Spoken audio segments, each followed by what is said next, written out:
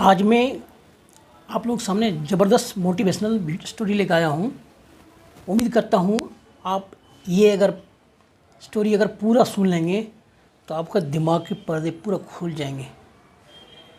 आप सोचने पर विवश हो जाएंगे कि हम क्या कर रहे हैं, ज़िंदगी में हम कहाँ पे हैं, अपनी लाइफ में हम कहाँ पे हैं, दुनिया कितनी आगे जा चुकी है, लोगों के सोच में कितना फ़र्क है ना। हमेशा मैं आपको हमेशा बोलता हूँ, हमेशा अपनी नीयत और अपनी सोच को ऊंचा रखना चाहिए, है ना। इसके लिए आपका कंसेप्ट पूरा क्लियर होना चाहिए कि मैं क्या करना चाह रहा हूँ, कहाँ पे जा रहा हूँ, आपको अपने जीवन में क्या चाहिए, आपको जीवन में क्या बनना है। ये कंसेप्ट पूरा क्लियर होना चाहिए, ये पिक्चर पूरा क्लियर होना चाहिए।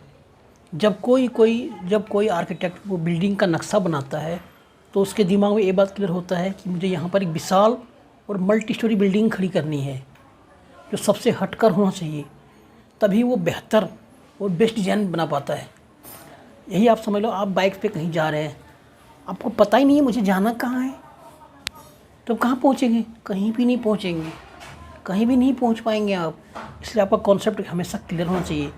मैं सभी विद्यार्थियों से एक बात करता हूँ, ठीक उसी प्रकार आपके सभी डाउट क्लियर होना चाहिए, ठीक है। ये कहानी सुनने के बाद आपके मन में कोई क्यों, कैसे, कब नहीं, कोई सवाल नहीं रहेगा। सारे डाउट क्लियर और पिक्चर की तरह साफ़ हो जाएगी, ये मुझे पूर्ण विश्वास है। तो चलिए स्टार्ट करते हैं। वो कहानी को पूरी दिमाग से सुनाते हैं आपको, और पूरा दिमाग से, दिल से सुनिएगा।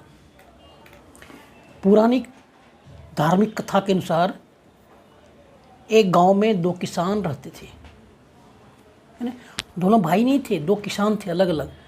दोनों काफ़ी गरीब थे और मुश्किल से अपना गुजारा चला पाते थे, अपना गुजर बसर कर पाते थे, है ना। अपने मुश्किल से दो रोटी खा पाते थे।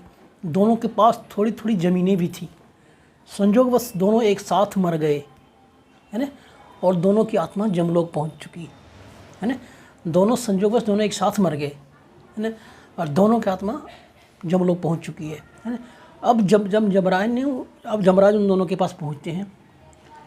अब पहुंच कर जब जमराज ने किसान से पूछा कि भाई दोनों का जीवन बहुत अच्छा रहा, तो आप लोग अगले जन्म में क्या बनना चाहते हो। जब जमराज ने उन दोनों को पूछा कि दोनों का जीवन बहुत अच्छा रहा है ना, अब आगे आप लोग क्या बनना चाहते हो, तो दोस्तों यह सुनकर एक किसान भड़क गया। एक किसान जमराज पे भड़क गया, गुस्सा हो गया और कहा कि भगवान, मैं पूरा जीवन कंगाल रहा, दिन रात कड़ी मेहनत करने के बावजूद भी मैं और मेरा परिवार एक एक पैसे के लिए तरसता रहा, एक एक रोटी के लिए तरसता रहा। कभी कभी मेरे घर में खाना भी नहीं बनता था। ऐसे ऐसे जिंदगी गुजारे हैं, मैंने ज़िंदगी जिया है। ऐसा जीवन अच्छा कैसे हो सकता है, बताइए ज़रा आप। फिर जमराज ने कहा, दूसरे किसान से पूछा, अच्छा आप बताओ, तुम अगले जीवन में क्या बनना चाहते हो। तो किसान ने कहा, भगवान मुझे अगले जन्म में ऐसा जीवन चाहिए जिसमें मुझे किसी कुछ देना ना पड़े, मेरे पास चारों तरफ से पैसे ही पैसे आए। जमराज ने उसको तथास्तु कह दिया। पहले किसान को बोला, जो पूरा गुस्सा से भड़क गया ना, उसको भगवान ने पूछा, अच्छा बोलो तुम अगले जन्म में क्या बनना चाहते हो। तो उसने बोला, भगवान मुझे आप ऐसा बताओ, ऐसा आशीर्वाद दो कि मुझे अगले जन्म में किसी कुछ देना ना पड़े और चारों तरफ पैसे ही पैसे हो। देखो यहाँ पे उनका कंसेप्ट क्लियर नहीं था, ये मैं आगे बताऊँगा आपको। जमराज ने तथास्तु कह दिया, है ना। अब वो किसान के पास काम हो गया। अब दूसरे किसान के पास गए।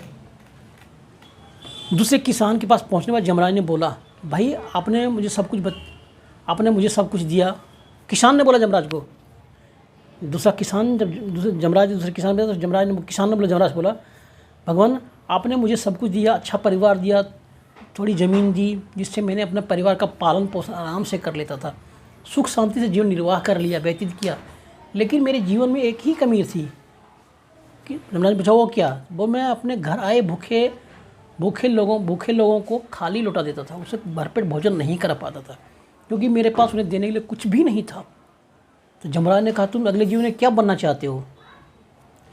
तो किसान ने जवाब दिया, भगवान मुझे ज़्यादा कुछ नहीं चाहिए, बस मैं इतना चाहता हूँ कि अगले जन्म में कोई मेरे घर से खाली हाथ वापस न जाए, खाली पेट भूखे पेट वापस न जाए। जो भी मेरे घर में आए मैं उसे भरपेट भोजन करा सकूँ।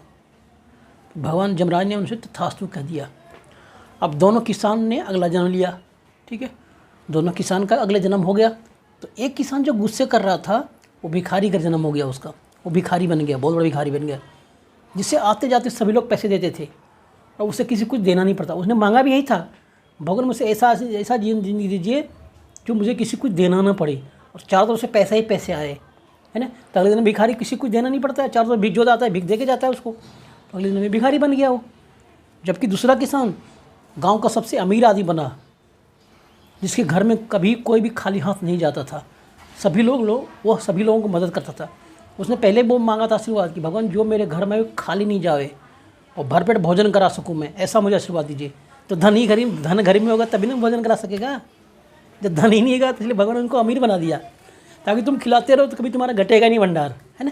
देखो सोच कितना फ़र्क है ना, कितना फ़र्क है। ऐसे आपका कंसेप्ट दोस्तों क्लियर नहीं होता है, हमारा कंसेप्ट क्लियर नहीं होता तो हम यहीं पे उलझ के रह जाते हैं। हमें करना क्या है, हमें टॉप का एक ट्यूटर बनना है, हमें टीचर बनना है, इंजीनियर बनना है, डॉक्टर बनना है, आईपीएस अफसर बनना है, क्या बनना है आपको दोस्तों क्लियर होना चाहिए डाउट। इस कथा से हमें क्या सीख मिलती है, इस कथा से हमें यही सीख मिलती है कि हे भगवान हमें जो दिया है हम उसी में संतुष्ट रहेंगे। अगर हम अच्छा सोचेंगे तो हमारे साथ बहुत अच्छा होगा। इसलिए आपकी नीयत हमेशा साफ़ होना चाहिए और आपका कंसेप्ट क्लियर होना चाहिए। ठीक है दोस्तों, अगर ये वीडियो आपको पसंद लगे तो एक लाइक ज़रूर कीजिएगा और सब्सक्राइब करना ना भूलिएगा, ताकि ऐसे ऐसे मोटिवेशनल वीडियो लाऊंगा जो आपको दिल से झकझोर देता है ना, आपको कुछ करने में मजबूर कर दे। बाकी आप मेरे से कहानी बहुत कुछ मैं वीडियो में बनाता रहता हूँ, आप सबका अगर आप वीडियो सब्सक्राइब करेंगे तो बहुत कुछ आपको सीखने को मिलेगा। Thank you, all the best.